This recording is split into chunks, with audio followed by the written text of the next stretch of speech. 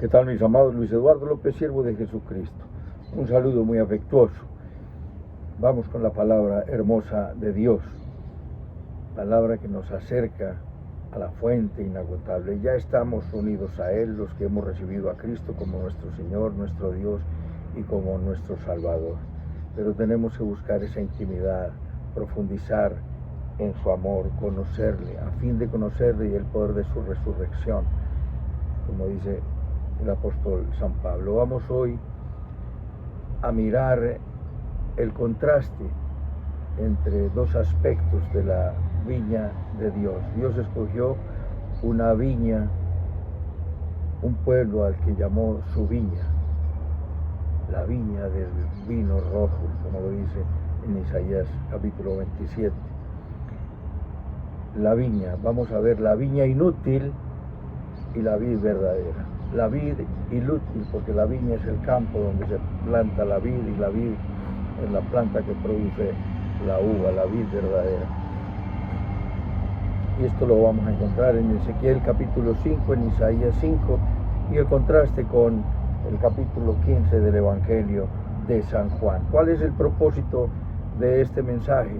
Que conozcamos que Dios, por medio de estas metáforas, quiere que conozcamos que en una primera alianza o pacto, llamado Antiguo Pacto o Viejo Testamento o Antiguo Testamento, Él se manifestó al pueblo que escogió, no por méritos, sino por su soberanía, para que el pueblo, para que la gente aprendiera a relacionarse con Dios en justicia, en santidad y en amor.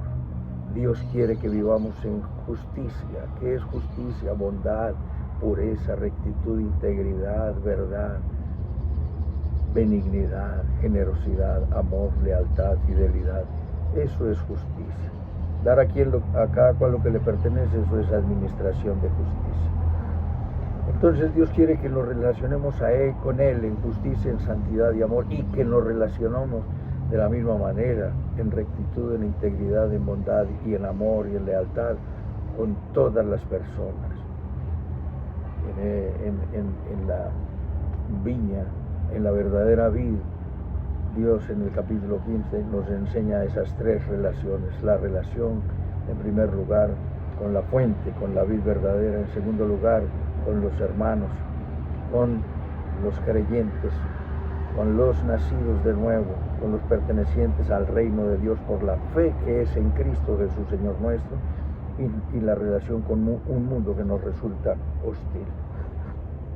Debemos conocer todo esto y saber que Dios le dio a su pueblo, a ese pueblo que escogió soberanamente, no por méritos, como lo dice Deuteronomio capítulo 7, Dios los escogió a ustedes no porque fueran un pueblo superior a los otros pueblos, sino por amor a mí mismo, a mi nombre y a mi fidelidad y a mi lealtad. Les dio las promesas, los pactos, la forma de la adoración, les dio protección, los liberó cuando fueron esclavos, los libertó cuando fueron oprimidos, les dio provisión abundante, les dio salud, les dio amor, para que el pueblo de Israel diera frutos de obediencia, justicia y amor, que debían mostrar al mundo, como lo dice en Isaías capítulo 12, que mostraran, hicieran célebres sus obras al mundo. Sacaréis con gozo aguas de las fuentes de la salvación, y diréis en aquel día: cantad a Jehová, aclamar su nombre, haced célebres en los pueblos sus obras, recordad que su nombre es engrandecido. Debemos decirle al mundo la belleza de nuestro Dios, que no es un Dios pintado en la pared, que no es un Dios fabricado en los escritos filosóficos, retóricos, religiosos, éticos o morales, que es un Dios verdadero que hizo el cielo y la tierra, que toda la creación le cabe en la palma de su mano, como la gota que cae en el cubo, como lo dice Isaías capítulo 40. El Señor es nuestro Dios y hay que llevar frutos para Él y hacer célebres las obras de nuestro Dios, las grandezas de nuestro Dios en el mundo. Pero el pueblo de Israel no dio fruto, no fue un pueblo que se dedicara a contarle al mundo las grandezas que los había creado de una buena fuente, con unos grandes y maravillosos propósitos, pero solo dieron pecado, rebeldía, en lugar de dar lealtad, de dar amor. Produjeron rebeldía, desobediencia, pecado, infidelidad, adoraron falsos dioses formados por sus manos, entregándose a lo que no es Dios. En contraste con esta situación, Jesús, como la vid verdadera, produce salvación, produce vida eterna, produce vida abundante, como la fuente o la vid que sustenta las ramas, como la vid que alimenta los pámpanos o las ramas. Nuestra relación con los hermanos y con el mundo debe ser una relación en justicia, en bondad, en lealtad y en amor. Entonces, dicho esto, vamos a mirar la Jerusalén como una vid inútil. Desde siempre el pueblo y el hombre y la humanidad y desde siempre y el pueblo de Israel lo denota. Si escogió el pueblo de Israel y fracasó, si hubiera escogido cualquier otro pueblo hubiera ocurrido lo mismo. Es como el que va a comprar 10 hectáreas de tierra y el vendedor le dice: ¿para qué va a comprar eso? Eso no le sirve nada, eso no le va a dar sino cardos, tuneros y maleza, eso no produce absolutamente nada bueno, eso es tierra estéril. Entonces el hombre, no obstante, la compra, la rompe, la abona, la cuida, la riega, la consiente, y después de sembrada con todos los cuidados, el fruto que da son espinos, cardos, maleza y nada bueno. Si esa sola cuadra produjo eso, las otras 9 producirán lo mismo.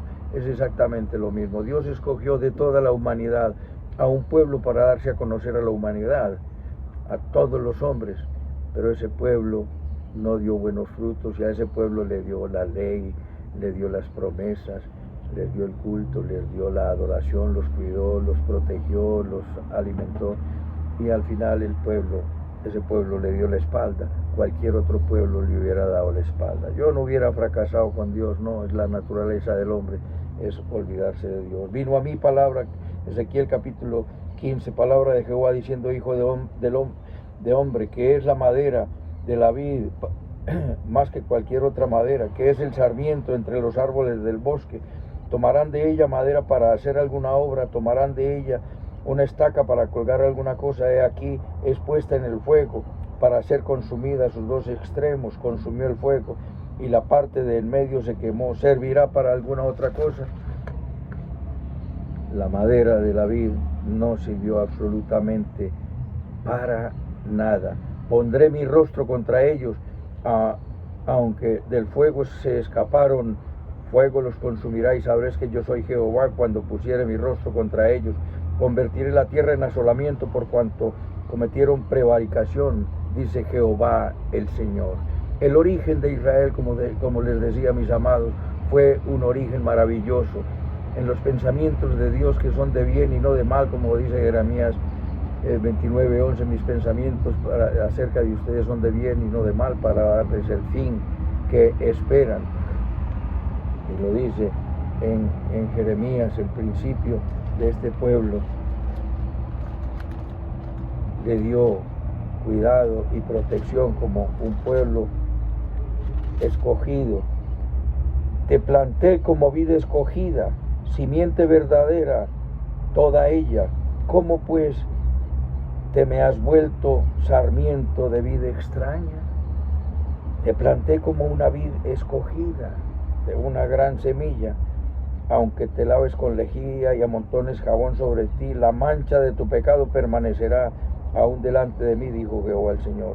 ¿Cómo puedes decir, no soy inmunda, nunca anduve con dioses falsos?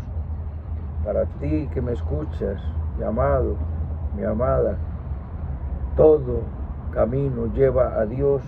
La queja que presenta permanentemente nuestro Dios es que Dios los hizo, los formó, los protegió, los sanó, los cuidó, los libertó, los alimentó, los alivió, y ellos se fueron a adorar los dioses de su fabricación humana, que no eran realmente dioses, porque Dios es solamente uno, el que hizo el cielo y la tierra.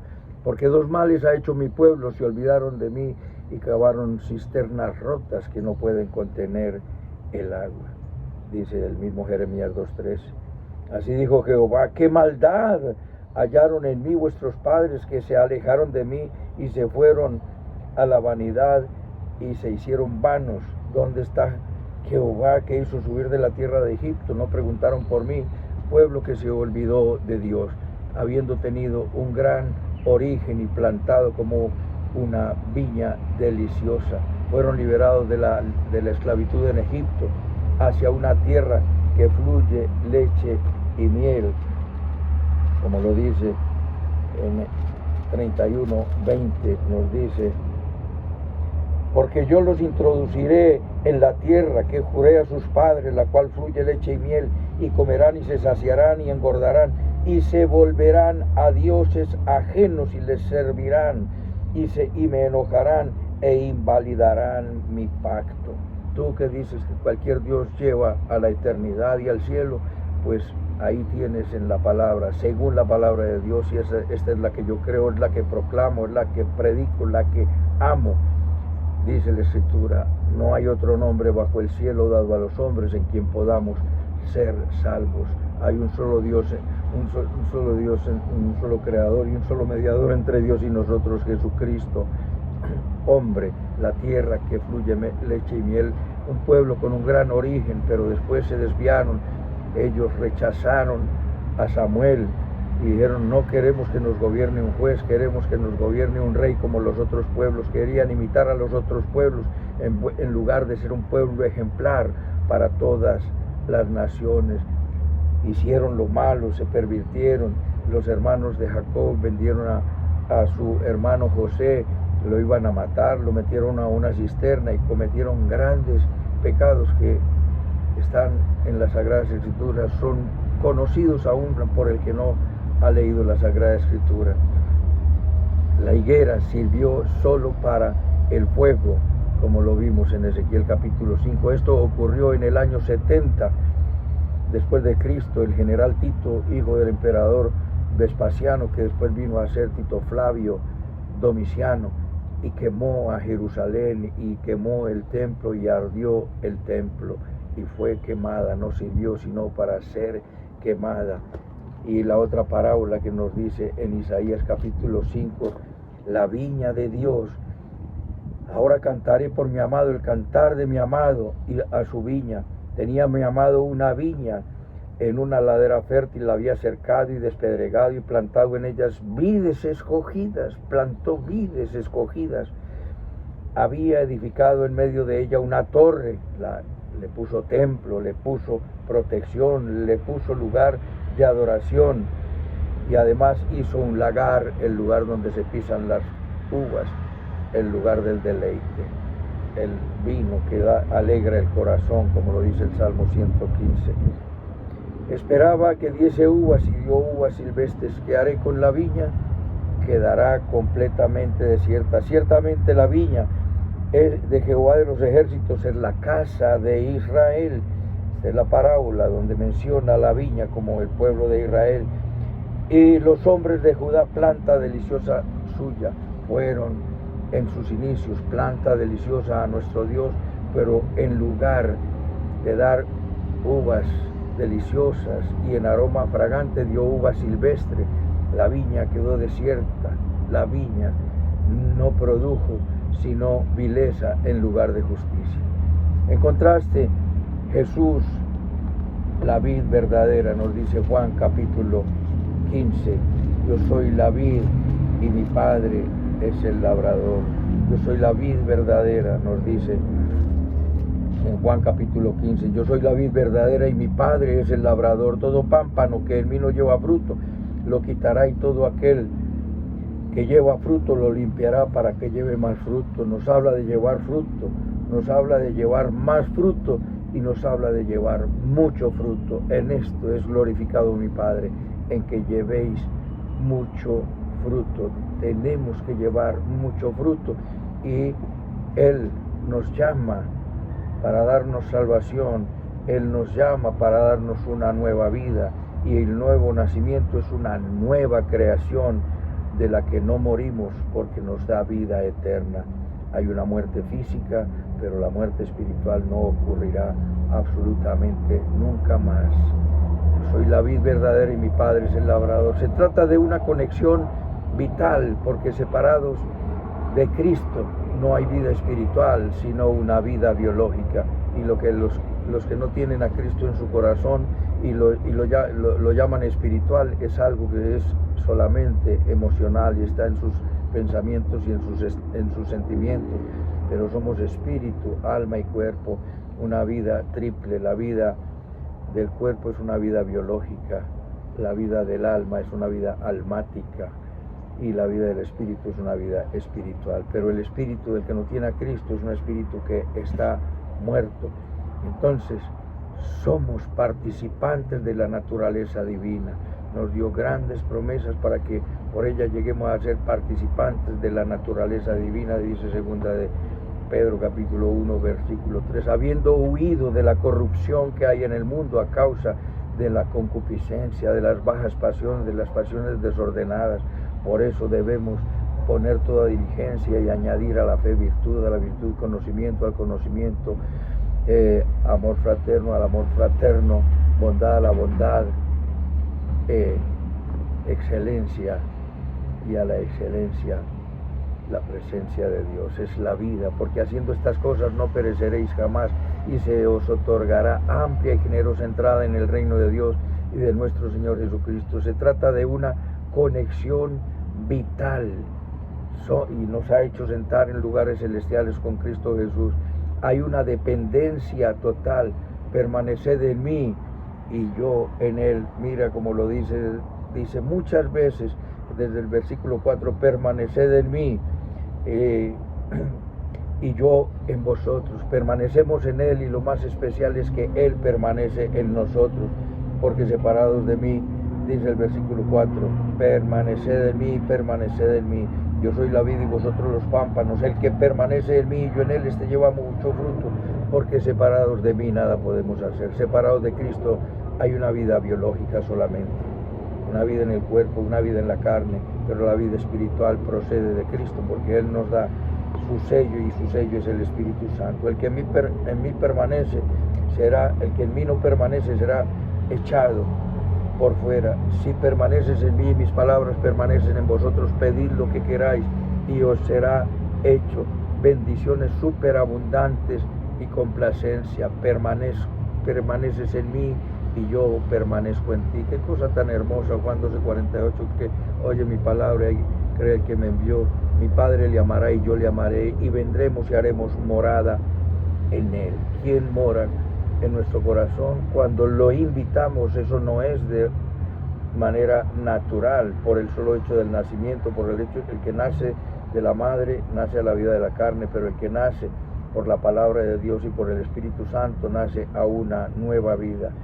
Entonces hay una dependencia total, hay bendiciones abundantes. Pedid lo que queráis y os será hecho. A ti que te gusta que Dios te dé bendiciones, tienes que saber esto, que eso tampoco es automático con solo pedir.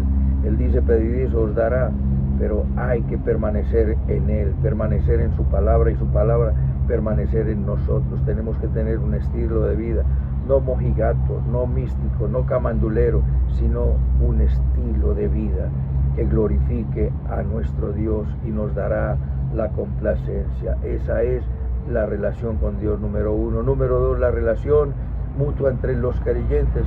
En Juan 17:21, Jesús en su gran oración dijo, Padre, que sean uno, como tú y yo somos uno.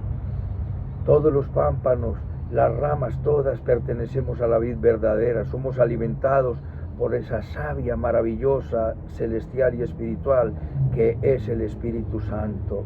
El Espíritu Santo nos alimenta y nos nutre en amor, en olor fragante, como dice en Cantar de los Cantares 2:13, las vides en cierne dieron su olor. Levántate, oh amiga mía, hermosa mía, y ven. ¿Y cuál es su mandamiento? Este es mi mandamiento, que os améis unos a otros como yo os he amado. Si eres un hijo de Dios, se te notará, porque hay un amor que es diferente no habrá venganza en tu corazón y Dios extirpará ese estilo de vida y tienes que luchar para que sea quitado de ti. Ese es el mandamiento. Dice, vosotros sois mis amigos, nos da comunión con Él.